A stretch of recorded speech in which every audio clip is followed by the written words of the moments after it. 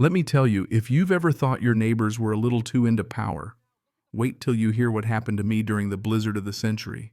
I'm talking about the kind of storm that makes you reconsider your entire life, one shaking the house windows, rattling so bad you half expect them to shatter. And right in the middle of it, three shapes appear out of nowhere, just plowing through the snow toward my front door. No kidding. I nearly dropped my coffee. So, quick backstory.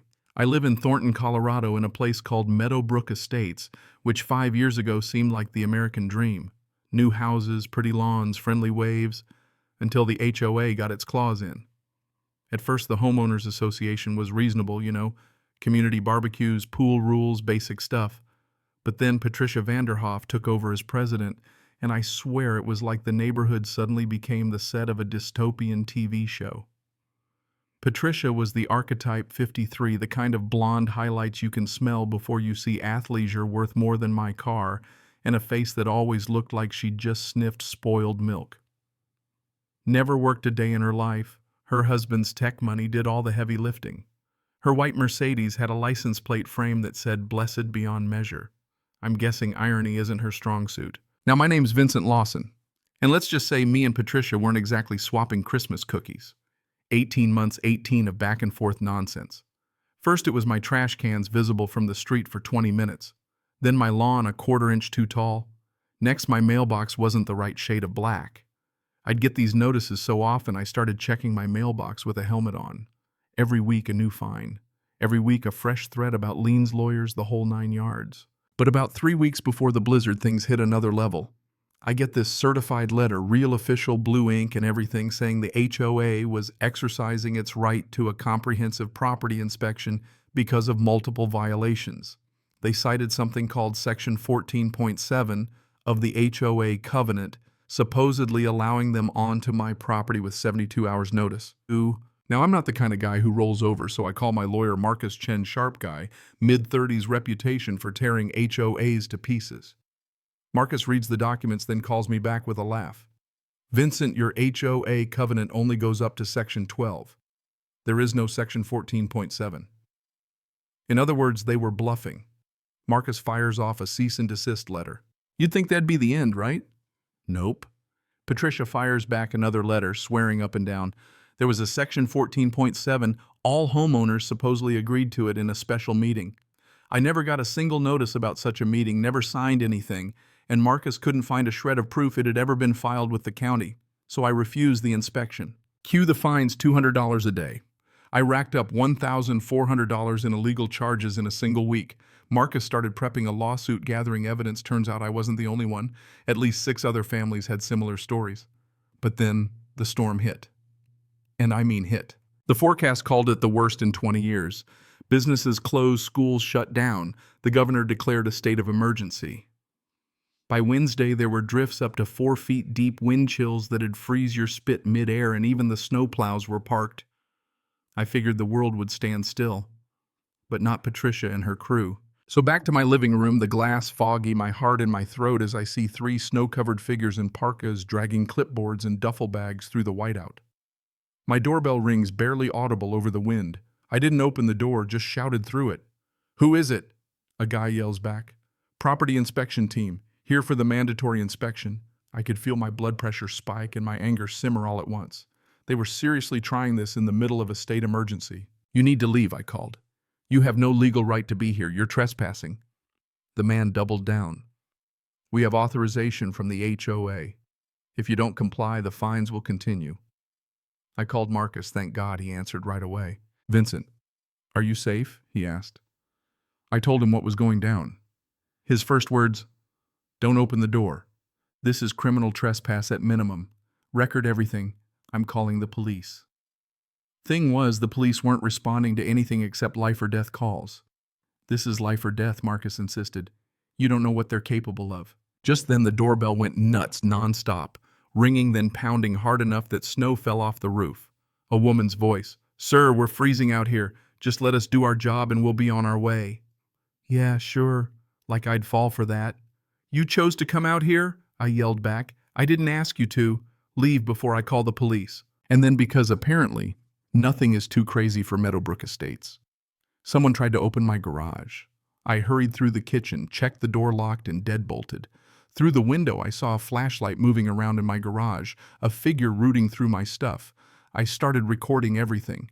"Hey," I pounded on the door. "You're trespassing. Get out now." The figure jumped and hustled back out the way they'd come. My phone rang. It was Marcus again. He'd gotten through to the police. They promised to send a unit, but the weather might make it slow. "I'm heading there too," Marcus said. "I've got a Jeep snow tires. I'll make it. Meanwhile, tell them you have legal counsel present. Any entry will be evidence in criminal proceedings." I did as instructed, yelling through the door that my attorney was there and everything would be recorded for court. The trio outside started arguing in whispers. Then I got a text from a number I didn't recognize. "This is Patricia Vanderhoff. Call off your lawyer and let the inspection happen. We can reduce your fines." I laughed, actual out-loud laughter. She was negotiating while her minions were breaking and entering. I texted back, "This is illegal trespassing and attempted breaking and entering. The police have been called." Seconds later, "You are in violation of community standards. This is standard procedure. Stop being difficult." I saved everything, every text, every photo, every video. Soon I saw headlights crawling down my street. At first, panic backup. But no, it was Marcus's red Jeep. The three at my door noticed two huddled close, whispering frantically. Marcus rolled into the driveway, phone out and recording as he stepped into the snowstorm. "Excuse me," he called. "I'm attorney Marcus Chen, representing the owner. You're trespassing. I need to see identification and authorization documents now." The woman insisted. "We're conducting an authorized inspection." Marcus pressed. "By whose authority? The HOA president doesn't have legal right to enter private property. Show me the covenant section." They fumbled and handed him a piece of paper. Marcus studied it, then looked up, incredulous. "This is a photocopy of a fabricated document. There's no filing number, no official stamp, nothing legal here. Completely fake." Now here's the twist. Turns out the woman was Brenda Walcott. Patricia's right hand on the HOA board, lived 4 doors down, always seconded Patricia's motions, basically the Robin to her Batman. With her was Gary Peterson, her husband, and Tom Aldrich, a contractor hired for inspections, but as it came out, not even a licensed inspector. Marcus, cool as ever, started grilling them. "You risked your lives during a blizzard to conduct an unauthorized inspection using forged documents, all while being board members or directly connected to the president." Why Brenda exploded? Because he keeps refusing to cooperate. He thinks he can just ignore the rules. Marcus pressed her to name the exact rule I'd supposedly broken that justified an emergency inspection. She sputtered about my trash cans and mailbox things already cited and addressed. Marcus asked flat out, "So what were you really hoping to find? Maybe a water heater out of code, some dust. You wanted ammunition for harassment." Brenda went red and shrieked, "We're just maintaining standards." It was obvious these weren't officials doing their duty. They were on a power trip looking to manufacture violations for anyone who wouldn't bend the knee. Just then, police sirens howled through the blizzard. A Thornton PD SUV rolled up, officers bundled in snow gear, visibly unhappy. Marcus presented our case evidence in hand, video, fake documents, all of it. Officer Rodriguez, the older one, read the room in about 2 seconds. "Does this homeowner have a legal obligation to allow you on his property?" he asked. Brenda tried to protest, but Marcus cut in, laying out the whole scam, the harassment, the forged covenant section. Rodriguez looked over the fake paperwork, then addressed Brenda. "Madam, this document has no legal standing whatsoever. You understand that, right?" She blustered about just following Patricia's orders. "That doesn't make it legal," he said, stone-faced. He turned to Tom. "Did you have permission to enter the garage?" Tom mumbled about the HOA authorizing it. "The HOA doesn't own that garage," the officer said, and you could practically hear the gotcha. Officer Rodriguez turned to me. "Mr. Lawson, do you want to press charges?" I said. "Absolutely." Brenda gasped. "We're your neighbors," I told her. "You trespassed, broke into my garage during a blizzard because Patricia is on a power trip. Of course I'm serious." We all gave statements, handed over every bit of evidence, and Rodriguez cited all 3 for trespassing, with Tom getting a criminal trespass charge for the garage break-in. As the officers finished up, Brenda blurted that Patricia told them to find proof of violations so the lawyer wouldn't win and everyone could ignore the rules. That was the admission Marcus needed. Conspiracy right there. After the police left, Marcus and I sat inside my house, suddenly feeling warmer than it had in months.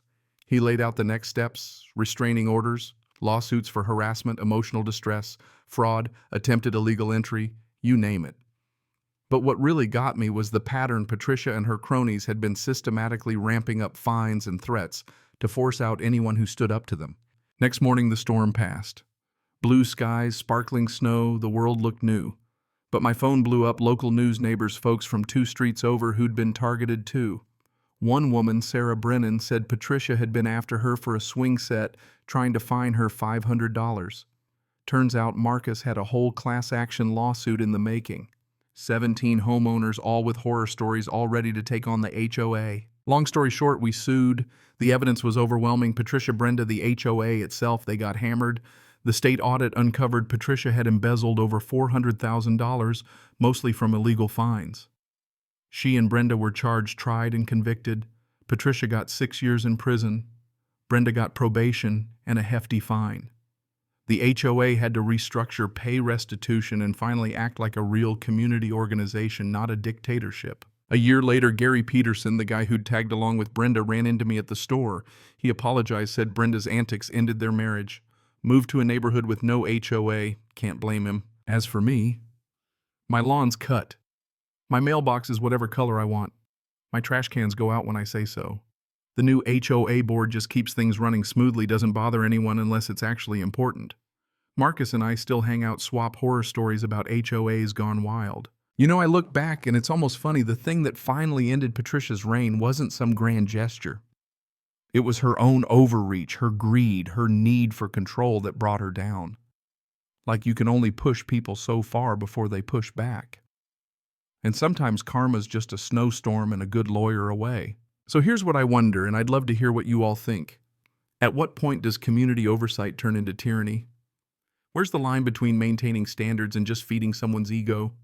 Ever dealt with power-hungry HOAs or overzealous rule enforcers yourself? Drop your stories in the comments. I bet I'm not alone. And hey, if you think justice was served, or if you think there's such a thing as too much justice, let me know. I'll be over here on my porch, wind chimes singing, finally at peace, finally home. Cảm ơn các bạn đã xem video.